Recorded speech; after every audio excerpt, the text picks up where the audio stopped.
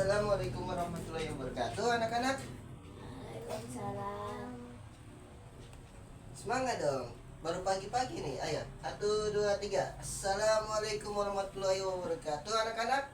Waalaikumsalam. Oke, anak-anak, hari ini kita akan belajar tentang bersuci atau membersihkan diri. Ada yang tahu apa itu bersuci? Enggak tahu. Bersuci adalah ketika kamu kotor dan kamu pergi mandi. Nah, itu adalah bersuci. Di sini saya akan mengajarkan kalian tentang cara bersuci dari hadas kecil dan hadas besar. Kalau membersihkan diri dari hadas kecil seperti wudhu, seperti hadas kecil itu seperti nah, oke. Bersuci dari hadis kecil itu dengan cara berwudu. Ini biasanya dilakukan jika kalian buang air kecil, buang air besar, buang angin atau tidur nyenyak. Cara ini untuk jika kalian baru saja buang air besar, buang air kecil, kentut dan lain-lain, dan ingin pergi sholat, maka tidak boleh sebelum kalian berwudu terlebih dahulu. Cara berwudu seperti niat, cuci tangan, kumur-kumur 3 kali, membersihkan hidung, mencuci wajah, mencuci tangan hingga siku, mengusap kepala, cuci kaki, dan tertib. Dan yang kedua, bagaimana bersuci dari hadas besar. Hadas besar ini bisa tergolong dari misalnya junub, haid, nifas. Junub, haid, dan nifas. Cara bersucinya dengan cara, ada yang tahu anak-anak? Cara bersuci dari hadas besar ialah mandi. Mandi wajib. Mandi yang diwajibkan bagi orang-orang yang baru saja menikah misalnya. Pertama, cara mandinya ialah pertama niat untuk membersihkan diri dari kotoran. Kedua, mencuci tangan. Ketiga, membersihkan najis tersebut yang ada di dalam tubuh. Berwudu, habis itu mengguyur tubuh, membersihkan tubuh, langsung siram badan gitu. Itu tata caranya. Pentingnya bersuci dalam kehidupan sehari-hari anak-anak. Bersuci bukan hanya kewajiban sebelum ibadah, tetapi juga kebiasaan yang mendidik kita untuk menjaga kebersihan. Contohnya, sebelum sholat kita wudhu agar tubuh dan hati kita bersih. Yang kedua, sebelum junub atau selesai haid kita mandi wajib agar bisa kembali melaksanakan ibadah. Yang ketiga, bahkan Rasulullah mengajarkan kita untuk berwudhu sebelum tidur agar tidur kita lebih berkah. Nah, anak-anak, apakah ada pertanyaan? Pertanyaan apa itu? Apakah setan itu jahat?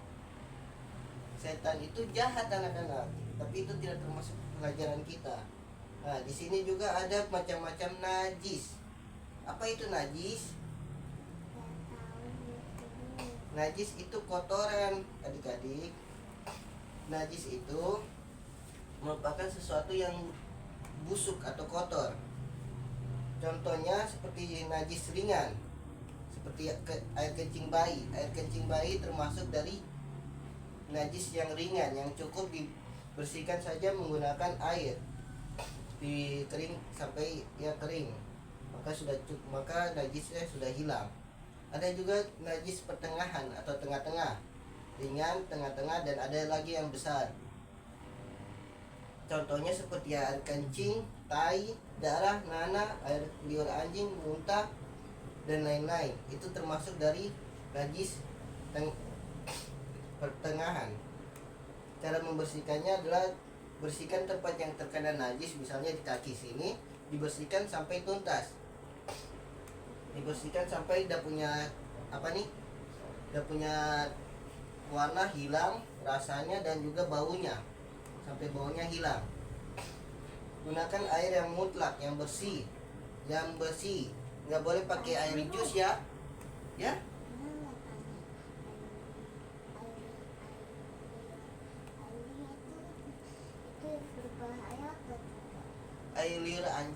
itu sebenarnya tidak berbahaya. Tapi kalau terkena itu bagusnya dibersihkan karena itu najis. Kita tidak tahu kalau misalnya anjing itu baru makan apa gitu, baru itu tiba-tiba air liurnya jatuh-jatuh kan kotor. Kan kita tidak tahu tadi anjingnya makan apa, makanya kita bersihkan. Kita kalau sudah kena air liur anjing kita harus bersihkan walaupun diinjak pakai kaki. Itu harus dibersihkan. Takutnya ada kuman gitu. Selanjutnya adalah najis yang berat. Najis yang berat sekali. Cara membersihkannya tidak seperti yang di sebelum-sebelumnya. Kalau ringan dikasih bersih sapu-sapu begini, yang pertengahan dikasih hilangkan bau dan warnanya. Kalau yang berat ini berbeda. Najis ini seperti najis yang berasal dari anjing atau babi, termasuk juga jilatannya. Kalau misalnya dijilat sama anjing itu harus dibersihkan langsung karena itu najis yang berat. Najis yang berat ini harus dibersihkan secepatnya. Cara membersihkannya adalah basuh tempat yang terkena najis dengan air yang bercampur dengan tanah yang bersih. Bisa nggak aku tanya? Ya, Lalat dia punya sayap bersih atau kotor?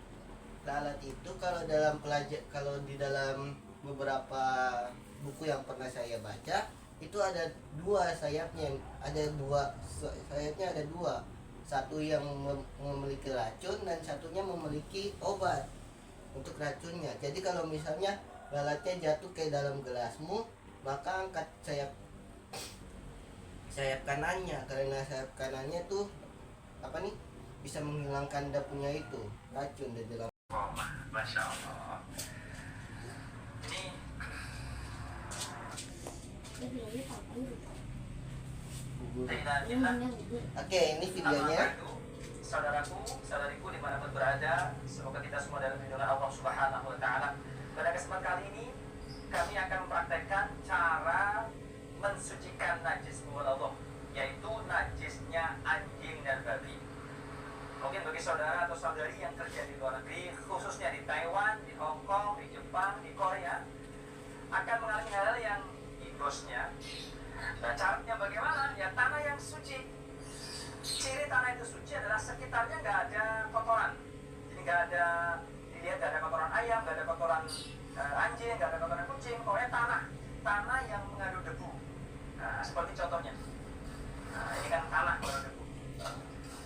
Tanah yang suci itu kita lihat buhirnya, kita lihat tampak luarnya, yang nggak ada kotoran ayam, nggak ada kotoran tikus, nggak ada kotoran anjing, kucing dan lain-lain. Jadi itu suci tanah.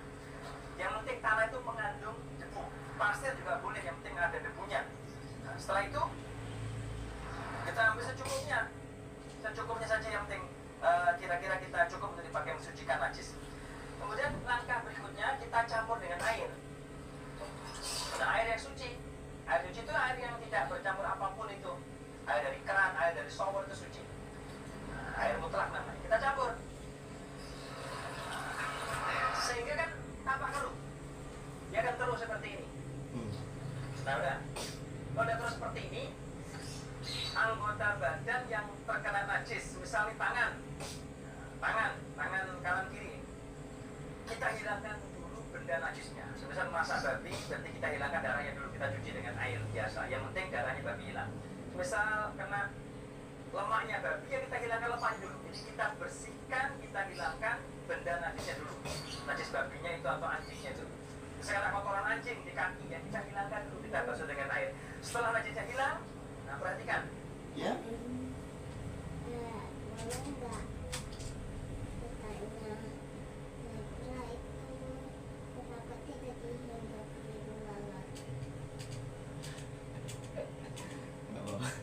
Dia bertanya karena lalat itu mempunyai mata yang banyak, sehingga dia itu hanya melihat bagian yang putih saja atau bagian yang bisa dihinggapi. Kalau misalnya bagian gelap itu warna hitam dan warna putih, maka dia akan kurang jelas matanya karena matanya ada banyak. Jadi ketika dia lihat warna badannya zebra itu tuh dia kayak gini, gak jelas mana yang daratan mana yang tidak, jadi dia bingung. sehingga dia tidak bisa mendarat di badannya zebra. Udah? Oke, lanjut. Nah, begini caranya. Baru disiram dengan air yang keruh tadi. Saya contohkan. Siram dengan air yang keruh yang sudah dicampur dengan debu tadi. Kita siram ke anggota badan yang terkena najis. Kita siram sekali. Misal tangan kiri ini contohnya. Kita siram. Setelah itu kita bilas dengan air yang bersih sejumlah 7 kali. Sejumlah 6 kali. Yang kesatukan air bercampur dengan tanah, kemudian kita bilas 6 kali bilasan. 1, 2, 3, 4, 5, 6. 6 air asli tanpa campuran ditambah dengan 1 air bercampur dengan tanah. Berarti 7 kali basuhan. Nah, ini udah suci harusnya. Tinggal kalau pengen wangi dicampur dengan sabun, dibilas dengan sabun. Kita cukup. Kalau misalnya karena sekujur tubuh nih, ya bagaimana? Ya kita pakai mandi, air yang bercampur itu kita ratakan. Air campur dengan tanah kita ratakan sekujur tubuh. Kemudian kita Apa kan? Pak Guru, boleh gak aku bertanya? Apa adik-adik? Kenapa anjing haram? Anjing itu pertama mempunyai gigi taring. Itu di dalam Al-Quran menjelaskan kalau kita tidak boleh memakan hewan yang bertaring. Makanya kita cuma makan sapi, ayam, kambing, sama domba. Ada juga beberapa yang memakan kuda atau tidak unta. Itu karena dia tidak memiliki taring yang diharamkan. Dan yang kedua, dia mempunyai cakar. Makanya walaupun apa nih, selain anjing juga kucing juga tidak boleh dimakan karena dia mempunyai cakar. Singa dan juga lain-lain tidak boleh dimakan. Selain itu boleh. Paham? Oke. Guru, aku mau tanya juga.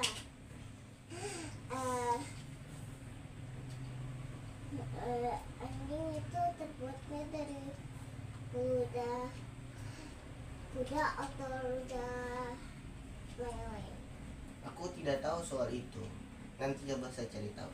Oke anak-anak, dari semua yang kita pelajari hari ini, apa yang kalian pahami? Ayo loh, pertanyaan dari saya ini loh, yang dapat bonus ini. Aku pengen tanya. Nggak ada, jawab. Apa yang kalian pelajari hari ini? Mandi wajib. Mandi wajib. Ya itu ada. Kalau kamu, apa yang kamu pelajari hari ini? Belajari hewan yang enggak ada, dia ada haram atau tidak. Kurang tepat. Ayo coba lagi.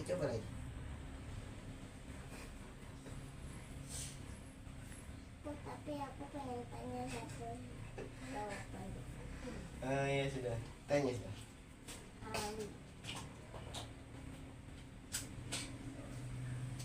Pertanyaannya hilang. Wah, kenapa pesawat dia terbuat dari apa? Nggak mau les. Oke, terima kasih semuanya karena telah datang ke sini belajar bersama dan juga memahami hal-hal yang baru. Oke, sekarang kita akan menutup agenda hari ini, kegiatan hari ini. Satu orang berdoa, pimpin doa, dan juga memahami hal-hal yang baru.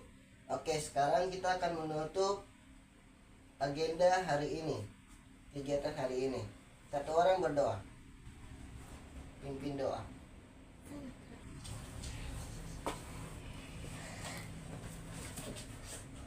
Marilah teman-teman sebelum Pulang, pulang, marilah kita berdoa bersama-sama. marilah kita berdoa bersama-sama.